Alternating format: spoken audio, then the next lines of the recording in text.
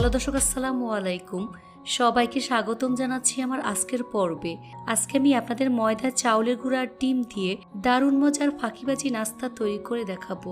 এই নাস্তাটি তৈরি করা খুবই সহজ, উপকরণও খুব কম লাগে।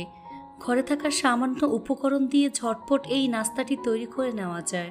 আশা করছি আমার আজকের এই সহজ নাস্তার রেসিপিটি বাসার ছোট থেকে বড় সবাই অনেক বেশি পছন্দ করবে। তো চলুন রেসিপিটি দেখে নিচ্ছে।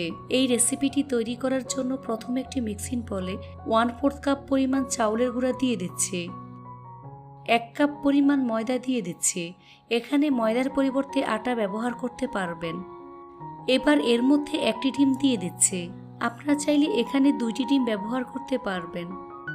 2টি মিডিয়াম সাইজের পেঁয়াজ কুচি দিয়ে দিচ্ছে,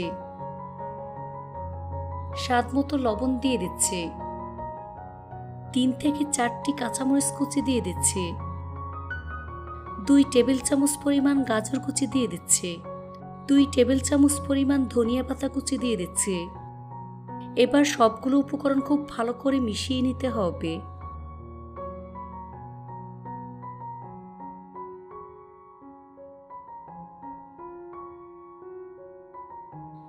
মিশানো হয়ে গিয়েছে।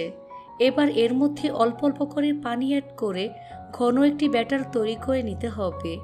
তবে খুব বেশি ঘন করা যাবে না, আবার পাতলাও করা যাবে না। মিডিয়াম ঘনত্বের ব্যাটার রেডি করে নিতে হবে।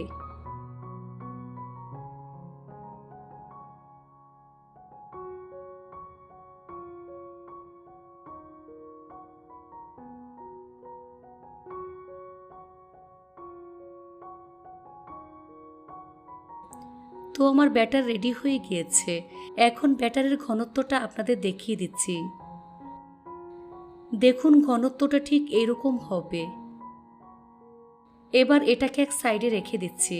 তারপর চুলায় একটি ফ্রাই প্যান বসিয়ে লো আঁচে গরম করে নিয়েছি। ফ্রাই প্যানটাকে খুব বেশি গরম করা যাবে না। এখন এর মধ্যে কিছুটা ব্যাটার দিয়ে দিচ্ছি। চামচ দিয়ে এভাবে ছড়িয়ে গোলাকার রুটির মতো শেপ দিয়ে দিচ্ছে। এটা খুব বেশি মোটা করা যাবে না, আবার একেবারে পাতলাও করা যাবে না। দেখে নিশ্চয়ই বুঝতে পারছেন আমি কাজটা কিভাবে করছি। এবার ঢাকনা দিয়ে ঢেকে রেখে দেব প্রায় 2 থেকে 3 মিনিটের মতো। চুলার আঁচ মিডিয়াম টু লো হিটের মাঝামাঝি থাকবে। ফিরে আসলাম 3 মিনিট পর। এখন ঢাকনা সরিয়ে নিচ্ছি। এই নাস্তাটির উপর কিছুটা তেল দিয়ে তেল ব্রাশ করে নিচ্ছে। তেল চারপাশে খুব ভালো করে লাগিয়ে নিতে হবে। তারপর এই নাস্তাটিকে উল্টে দিচ্ছি। এই পাশেও তেল ব্রাশ করে নিচ্ছি। তারপর নাস্তাটিকে কিছুক্ষণ পরপর উল্টে পাল্টে গোল্ডেন ব্রাউন কালার করে ভেজে নিতে হবে। একটু সময় নিয়ে ধৈর্য ধরে এই নাস্তাটি ভেজে নিতে হবে। তো আমার নাস্তা ভাজা হয়ে গিয়েছে। এখন একটি প্লেটে নিয়ে নিচ্ছি। একইভাবে আরেকটি নাস্তা তৈরি করে আপনাদের দেখিয়ে দিচ্ছি। চুলার আঁচ অবশ্যই লোতে রেখে এই নাস্তাটি ভেজে নিতে হবে। এই নাস্তাটা কিন্তু গরম অবস্থায় খেতে হবে, তবে ঠান্ডা হলেও খাওয়া যাবে।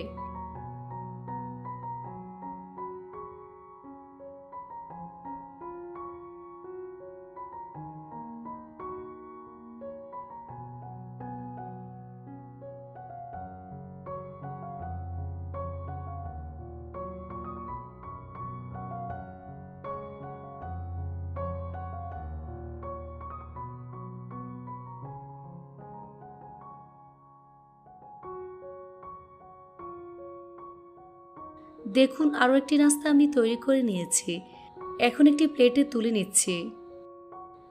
এভাবে আমি সবগুলো নাস্তা তৈরি করে নিয়েছি। দেখুন নাস্তাগুলো দেখতে মাশাআল্লাহ কতটা সুন্দর ও কতটা লোভনীয় হয়েছে। খেতে কিন্তু অনেক বেশি মজার হয়েছে। এই নাস্তাটা তৈরি করতে খুব বেশি সময় লাগে না। অল্প সময়ে অল্প উপকরণে ঝটপট তৈরি করে নেওয়া যায়।